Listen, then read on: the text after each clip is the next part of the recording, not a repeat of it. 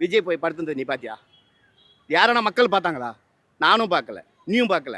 சும்மா யாரோ சொல்றாங்கிறதுக்காக நீ போய் சும்மா அடிச்சு விட்டுங்கிற வேலையெல்லாம் வச்சுக்க கூடாது. கிடையாது, சுயபுத்தி இருந்துச்சுன்னா நீ கொடுத்துருக்க மாட்ட. நீ கேஸ் கொடுக்காததுக்கு முன்ன நீ போய் விஜய் கிட்ட விழுந்திருக்கலாம். உலகத்துல எவன் ஒருத்தி கிட்ட படுக்காத இருக்கிறான்? எல்லாமே படுத்தவன் தான். எவனும் படுக்காத ஆளு கிடையாது.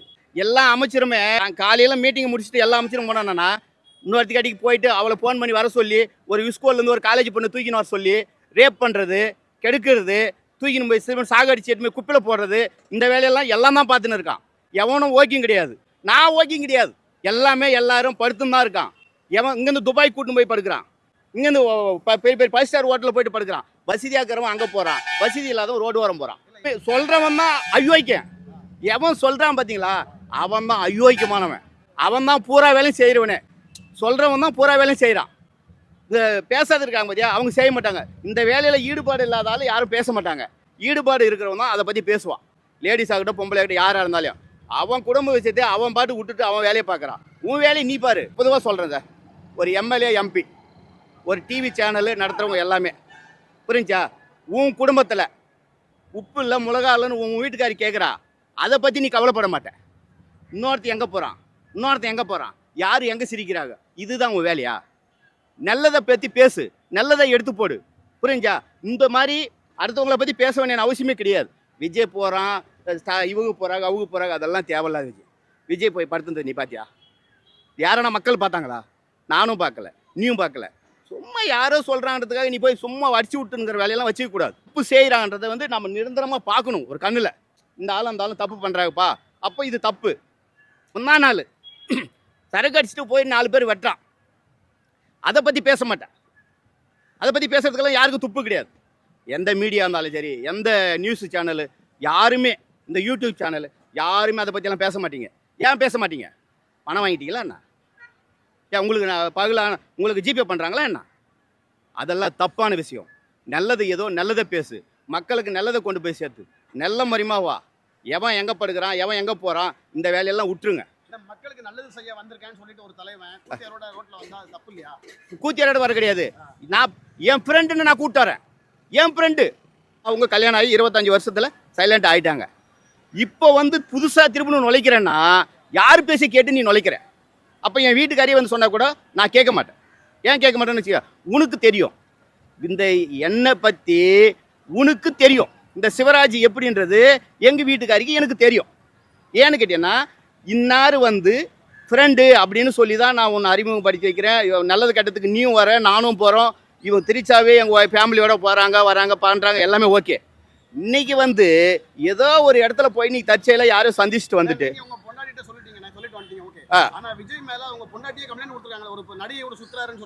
சுயபுத்தி கிடையாது, சொல்வார் புத்தி. சுயபுத்தி கிடையாது. சுயபுத்தி இருந்துச்சுன்னா நீ கொடுத்துருக்க மாட்டேன்.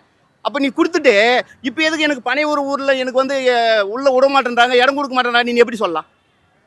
நீ கேஸ் கொடுக்காததுக்கு முன்ன நீ போய் விஜய் கிட்ட விழுந்துருக்கலாம். விஜய் சார் கிட்ட போயிட்டு, ஏம்மா எனக்கு வந்து இடம் விட மாட்டேன்ற, உனக்கு எனக்கு என்ன பிரச்சனைன்னு அப்படின்னு போய் கேட்டுட்டு செருப்பில் அடிச்சுட்டு சோறு போட்டு செருப்பில் அடிக்கிற விஷயம் இது. சோறு தட்டில் போட்டுருவாங்களாம், அதுக்கப்புறம் செருப்பு எடுத்துன்னு அடிப்பாங்களாம். அந்த மாதிரி விஷயம் தான் இது. இன்னைக்கு எனக்கு பனையூரில் வந்து இடம் கொடுக்க மாட்டேன்றாங்க அப்படின்னு ஏன் சொல்கிற? நீ கேஸ் கொடுத்தல, யார் பேசி போட்டு கேஸ், யாரோ சொல்கிறாங்கன்ட்டு தானே நீ கேஸ் கொடுத்த. எல்லாம் இந்த அமைச்சருங்க, இன்னைக்கு ஆட்சி ஆடுறவங்க, இந்த ஆட்சியில் போனவங்க, ஆட்சியில் வந்தவங்க, ஆட்சியை முடிச்சவங்க, இவங்க தான் சொல்கிறாங்க. இவங்கள மாதிரி எத்தனை பேர் வந்தாலையும் விஜய் வந்து ஒளிச்செல்லாம் கட்ட முடியாது. நான் இப்போ கூட சொல்கிறேனே, இந்த ஆட்சி ஜெயிக்கலைன்னா அடுத்த ஆட்சி ஜெயிக்கிறார். யாரும் உச்சியில் தூக்கின்னு வரல, யாரும் மேலே பையனாகி தான் ஐநாகி அப்புறம் வந்து பெரிய ஆள் ஆகுறாங்க. இதுதான் உண்மை. இந்த வருஷம் இல்லை, இந்த மாற்றங்கள் இன்னும் கூடி சீக்கிரத்தில் இன்னொரு 45 நாள் எல்லாமே வெடிக்கும் பாரு. அப்பப்போ எங்கெங்கே ஓடுறாங்கன்ட்டு பார்ப்போம். அதே மாதிரி தான் ஒரு மாபெரும் கட்சி. அந்த கட்சியை எதிர்த்து விஜயால ஜெயிக்க முடியுமா?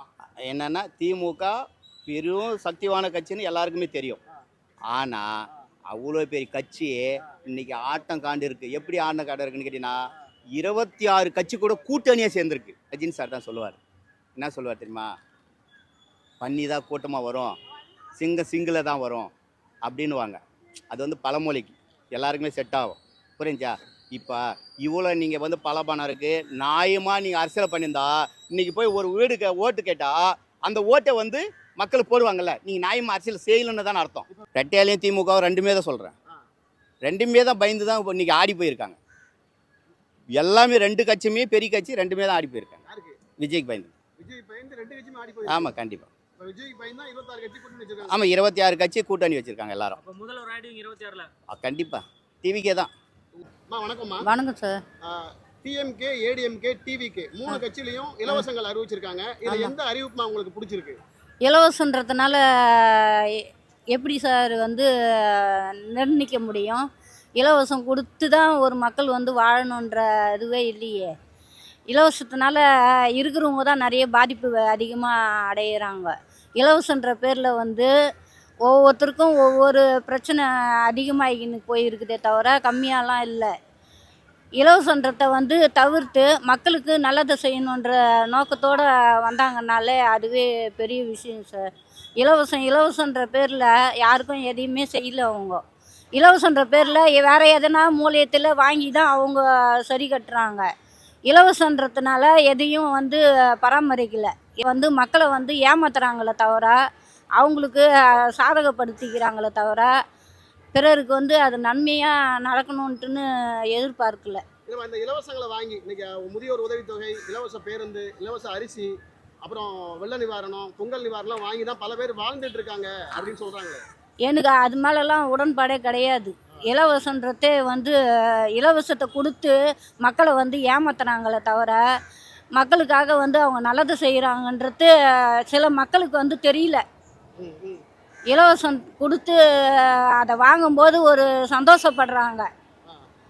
இலவசம் வருது அப்படின்றபோது ஒரு 2000 ரூபாய் வரும்போது அவங்களுக்கு மனசுக்குள்ளே புன்னகை வருது. ஆனால் அந்த புன்னகை வந்து லாஸ்ட் வரைக்கும் நம்மளுக்கு நீடிக்குமான்றது மட்டும் அவங்களுக்கு இல்லையே. இலவசம் நீங்க வரவேற்கிறீங்களா, எதிர்க்கிறீங்களா? எனக்கு இலவசமே வேணான்ற. வேண்டாம். நாட்டுக்கு நல்லதை செய்யுங்க, எதிர்பார்ப்பு இல்லாத செய்யுங்க. இப்ப 2026ல யார் வரணும்னு நீங்க எதிர்பார்க்குறீங்க? ஏடிஎம்கே வந்தால் நல்லா இருக்கும் அப்படின்றது தான் என்னுடைய எதிர்பார்ப்பு. ஏடிஎம்கே வந்தா நல்லா இருக்கும். ஆமாம். ஏன்னா வந்து ஒரு நீதி நேர்மைன்றது அந்த அரசியலில் ஏற்கனவே இருந்தது. அதன் அடிப்படையில் நடத்துவாங்க அப்படின்ற எதிர்பார்ப்பும் இருக்குது. ஃப்ரெண்டாக இருக்கிறவங்க ஒரே ட்ரெஸ் போட்டு வர மாட்டாங்க காரில். ஃப்ரெண்டா இருக்கவங்க ஒரே ட்ரெஸ் போட மாட்டாங்க. போட மாட்டாங்க. எப்படி தெரியும்? அவங்க 2 பேரும் புருஷன் பொண்டாட்டி மாரி தானே வந்து இறங்குறாங்க. இவங்களுக்கு பிரச்சனை வராது. காரில் வந்து இறங்குன்னு தான் தப்பு. 2 அப்படிலாம் பேரும் கிடையாது. கார் வச்சிருக்காங்க.